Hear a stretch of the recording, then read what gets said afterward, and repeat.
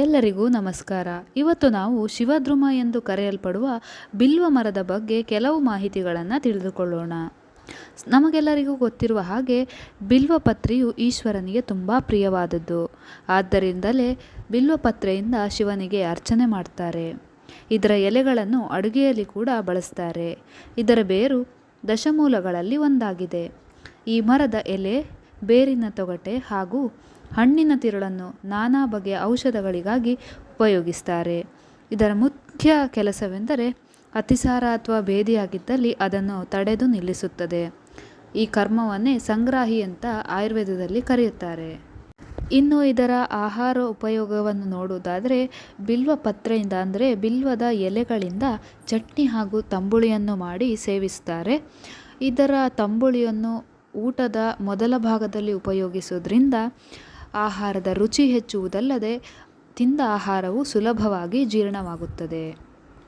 ಇನ್ನು ಇದರ ಔಷಧ ಉಪಯೋಗವನ್ನು ಹೇಳುವುದಾದರೆ ದಶಮೂಲಗಳಲ್ಲಿ ಒಂದಾದ ಬಿಲ್ವಮೂಲ ಅಂದರೆ ಬಿಲ್ವ ಮರದ ಬೇರಿನ ತೊಗಟೆಯಿಂದ ಕಷಾಯವನ್ನು ಮಾಡಿ ಸತತವಾಗಿ ಸೇವಿಸುವುದರಿಂದ ದೇಹದಲ್ಲಿರುವ ವಿವಿಧ ರೀತಿಯ ವಾತವೇದನೆಗಳು ಅಂದರೆ ಸಂಧಿ ನೋವಿರ್ಬೋದು, ಮೈಕೈ ನೋವಿರ್ಬೋದು, ಸಂಧಿ ಊತ ಇರ್ಬೋದು, ಇವೆಲ್ಲ ಕ್ರಮೇಣವಾಗಿ ನಿಯಂತ್ರಣಕ್ಕೆ ಬರುತ್ತದೆ ಅಥವಾ ನಿವಾರಣೆ ಆಗ್ತದೆ. ಇನ್ನು ರಕ್ತಾತಿಸಾರ ಅಥವಾ ರಕ್ತಭೇದಿಯಲ್ಲಿ ಬಿಲ್ವ ಫಲವನ್ನು ಸೇವಿಸುವುದರಿಂದ ಭೇದಿಯಲ್ಲಿ ರಕ್ತ ಹೋಗುವುದು ನಿಲ್ಲುತ್ತದೆ. ಬಿಲ್ವ ಪತ್ರೆಯು ಯಕೃತ್ ಉತ್ತೇಜಕ ಅಥವಾ ಲಿವರ್ ಟಾನಿಕ್ ಅಥವಾ ಹೆಪಾಟೋಪ್ರೊಟೆಕ್ಟಿವ್ ಆಗಿ ಕಾರ್ಯನಿರ್ವಹಿಸುತ್ತೆ. ಆದ್ದರಿಂದಲೇ ಇದನ್ನು ಕಾಮಾಲೆ ಅಥವಾ ಜಾಂಡೀಸ್ ಅಂತ ಏನು ಹೇಳ್ತೇವೆ ಅದರಲ್ಲಿ ಉಪಯೋಗಿಸ್ತಾರೆ.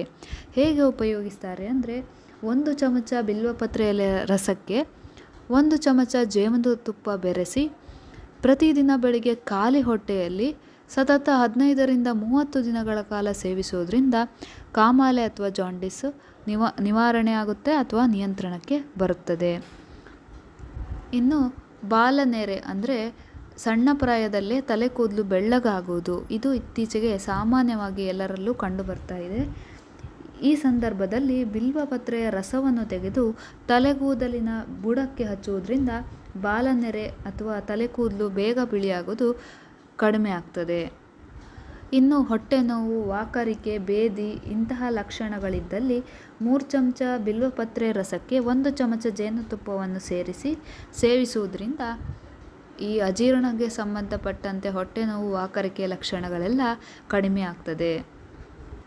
ಬಿಲ್ವಪತ್ರೆಯ ಎಲೆಯನ್ನು ಚೆನ್ನಾಗಿ ಒಣಗಿಸಿ ಪುಡಿ ಮಾಡಿ ಇಟ್ಟುಕೊಂಡು ಸ್ನಾನದ ನೀರಿಗೆ ಹಾಕಿ ಸ್ನಾನ ಮಾಡುವುದರಿಂದ ಅಥವಾ ಈ ಪುಡಿಗೆ ನೀರನ್ನು ಮಿಶ್ರಣ ಮಾಡಿ ದೇಹಕ್ಕೆ ಹಚ್ಚಿಕೊಂಡು ನಂತರ ಸ್ನಾನ ಮಾಡುವುದರಿಂದ ಈ ಬೆವರಿನಿಂದ ಬರುವಂತಹ ದುರ್ಗಂಧ ಎಲ್ಲ ಕಡಿಮೆ ಆಗ್ತದೆ. ಹೀಗೆ ಆಯುರ್ವೇದದಲ್ಲಿ ಬಿಲ್ವದಿಂದ ತಯಾರಿಸಿದ ವಿವಿಧ ರೀತಿಯ ಕಷಾಯ, ಲೇಹ್ಯ, ಮಾತ್ರೆ ಇವುಗಳನ್ನೆಲ್ಲ ವೈದ್ಯರು ಚಿಕಿತ್ಸೆಗೆ ಬಳಸುತ್ತಾರೆ. ಹೆಚ್ಚಿನ ಮಾಹಿತಿಗಾಗಿ ನಿಮ್ಮ ಹತ್ತಿರ ಇರುವ ಆಯುರ್ವೇದ ವೈದ್ಯರನ್ನು ಸಂಪರ್ಕಿಸಿ. ಹೀಗೆ ಹಲವು ಭಾಗಗಳಿಂದ ಹಲವು ಔಷಧೀಯ ಲಾಭಗಳನ್ನು ನೀಡುವ ಬಿಲ್ವಪತ್ರೆಯು ಪ್ರಕೃತಿಯ ಅತ್ಯದ್ಭುತ ಕೊಡುಗೆಯಾಗಿದೆ. ಧನ್ಯವಾದ.